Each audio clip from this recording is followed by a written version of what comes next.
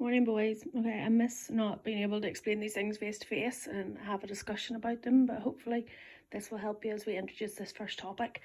I'm trying to avoid the other topics in A2 at the minute because I think they might be better whenever we were face to face and having a discussion about them. So we're going to start with topic 6, which is all about isomers. So last week we had some questions that recapped what these E-said isomers were. Do you remember doing those last year? And the thing that they all had in common is that they had the carbon-carbon double bond, and each carbon atom on each side of the double bond would join to 2 different groups of atoms or atoms.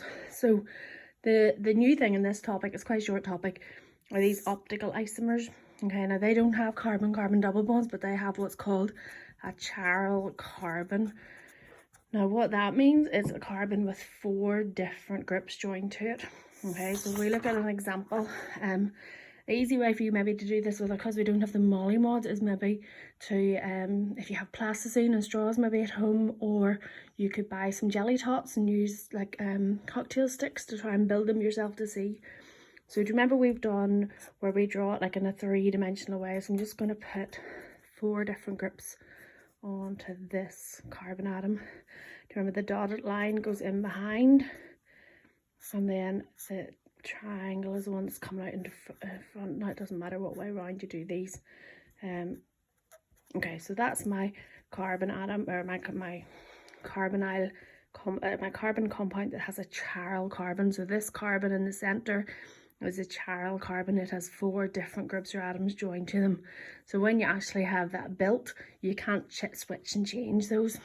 Now, they exist. This is represented in a mirror, and you can have a mirror image of it. This is what stereoisomer is.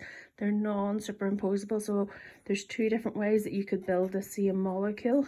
And